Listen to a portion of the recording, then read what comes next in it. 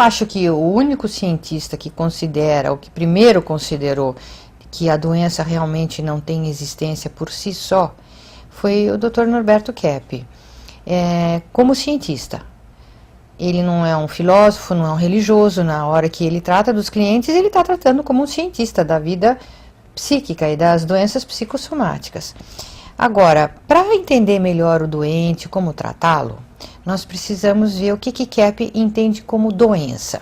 Aqui eu menciono o seguinte, que Kepp obteve essa resposta do que seria doença no filósofo Tassiano, filósofo cristão do século II, que explicou a origem do mal como, abre aspas, o mal é a privação do bem, malum privatio boni, mostrando claramente que o mal não tem existência própria, ele é a ausência, a privação do bem, portanto, sua existência é dependente do próprio bem. Fecha aspas. Então, aqui nós podemos ver que se nós consideramos a doença como um mal, e ela é um mal, seja o mal da alma, o mal do físico, ela é a privação da saúde. E esse conceito é fundamental para se tratar de um doente. Kepp, então, alerta para a necessidade de nós conscientizarmos a psicopatologia, as atitudes de deturpação, de omissão e negação ao bem, para que a nossa saúde seja recuperada. As doenças, de acordo com Kepp, foram introduzidas posteriormente à criação do universo, como algo artificial. Portanto, a tendência ou a necessidade do ser humano é voltar à sua natureza, que é uma natureza, na base, sã. Para a gente conseguir retornar essa sanidade, é preciso também que a gente trate da sociedade. Porque a sociedade enferma do jeito que ela está, ela não pode recuperar nenhum ser humano.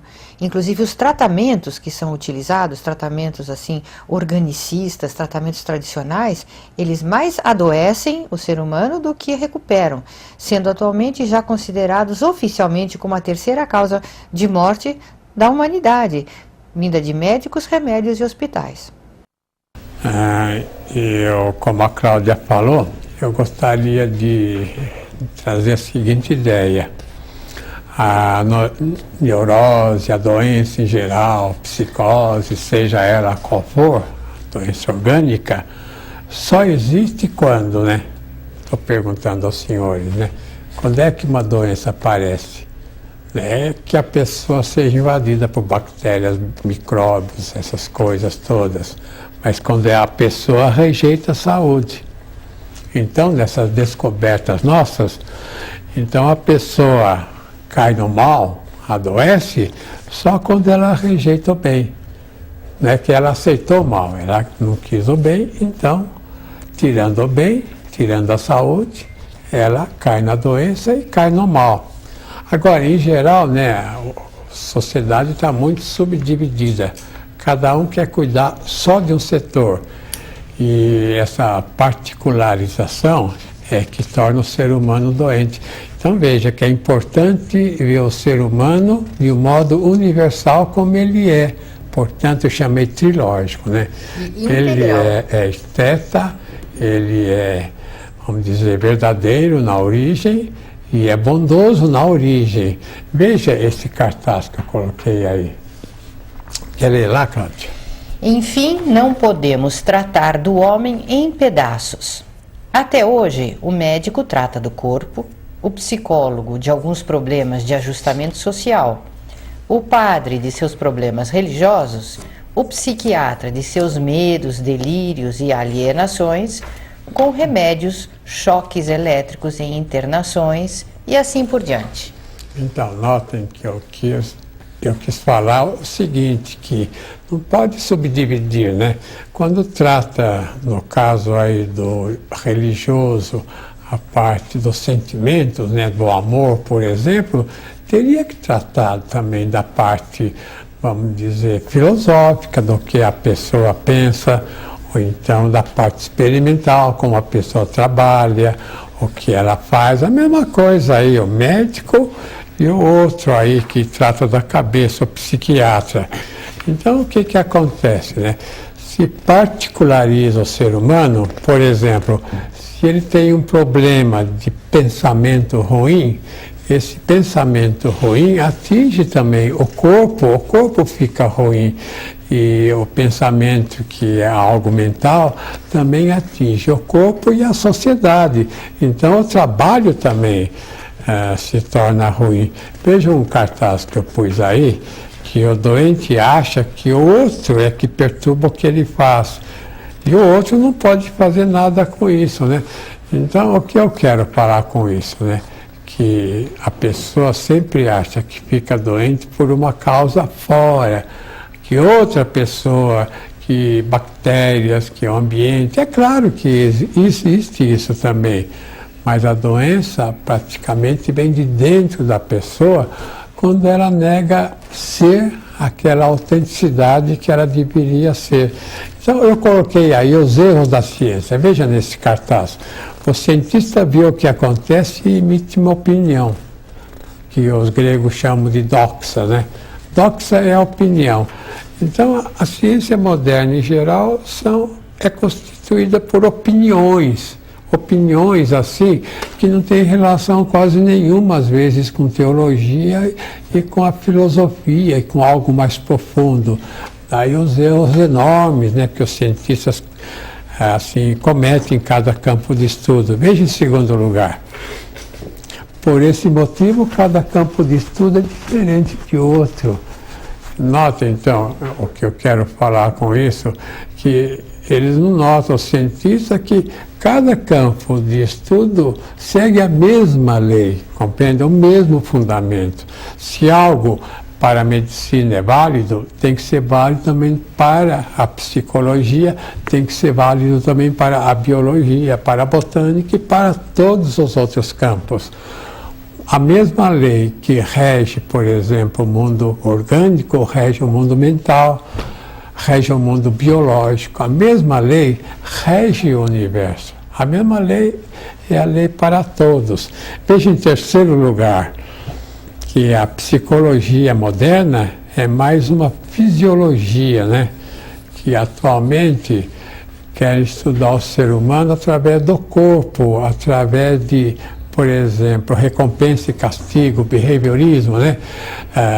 Por exemplo, o indivíduo age bem, então dá uma recompensa, como faz com o urso.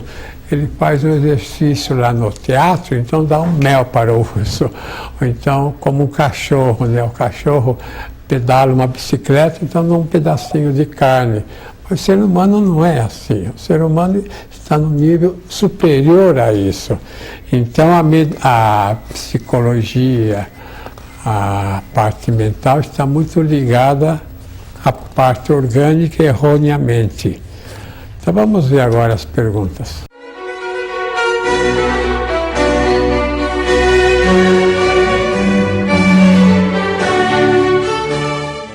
Não, a doença não existe por si. Como a doutora Cláudia já explica no livro, né, ABC, é que nós agimos, sentimos e pensamos contra a natureza humana. E isso ocorre desde a primeira infância. Somos grandemente influenciados negativamente pelo ambiente, a família, a escola, a sociedade.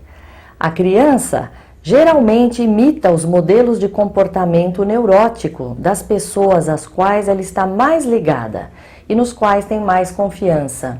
Então, por exemplo, a criança que ela é criada num ambiente que se vê vantagem na doença, ela acaba adquirindo também esse hábito.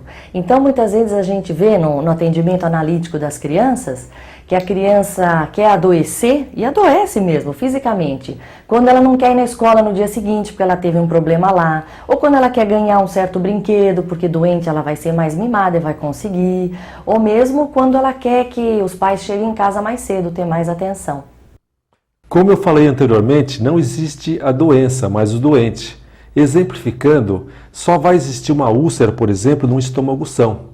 Só vai ter uma pessoa com uma cardiomegalia num coração que já foi são anteriormente. E assim por diante. Porque a pessoa em si, né, quando ela nasce, a maior parte das vezes ela nasce com todo são. Agora, durante a vida, por não perceber os problemas emocionais, ela vai desenvolvendo uma doença ao longo do tempo, ou às vezes pode ser repentinamente. Então a doutora Cláudia fala isso em seu livro. E para existir o doente, primeiramente precisa haver o indivíduo são, que se tornou doente. As doenças seriam uma negação da saúde. Aqui tem um trecho no livro da doutora Cláudia Pacheco que explica isso. Acredita-se que as doenças tenham causas endógenas, que seriam vindas do nosso organismo, ou exógenas, vindas de germes e vírus do meio ambiente. Mas não percebemos que a maioria das doenças advém de problemas psicossociais. Eu posso dar exemplo na área de odontologia, que seria a cárie dentária, porque quando os dentes nascem, os dentes são saudáveis, né? Não tem nenhuma cárie. Depois nós criamos a cárie. Então, eu gostaria de ler um trecho a respeito disso. A doença é uma maneira de sentir, pensar e agir contra a nossa essência boa, bela e verdadeira. Caso contrário, fizéssemos o que fizéssemos, não sentiríamos angústia, depressão, não sofreríamos e não ficaríamos doentes. Eu acho que esse trecho ele é fantástico para marcar que realmente a doença não é uma coisa que existe. A doença é uma coisa que nós criamos. Quando nós vamos de encontro, nós vamos contra ao que existe de bom, à verdade, ao bem, nós criamos a doença, né? A doença não é uma coisa que tem existência própria. Eu acho que isso é bem explicado aqui. Então, o que causa a doença, a doutora Cláudia explica aqui, que seria o seguinte, que é a conduta do ser humano, né? Uma conduta de alienação, de psíquica, principalmente de raiva, de inveja, de soberba. Então, por exemplo, ela escreve aqui, o ser humano acredita que a honestidade é para bobos e que a desonestidade seria para os espertos, que o poder é a felicidade e a humildade seria humilhante, que os arrogantes são fortes e os bondosos e simples seriam fracos, e que o amor faz sofrer e o ódio nos protege, que a alienação liberta e o trabalho escraviza. Então vejam bem, o ser humano, por causa dessa conduta, ele cai na desonestidade, na patologia do poder, na soberba, arrogância, no ódio, né? E também na alienação.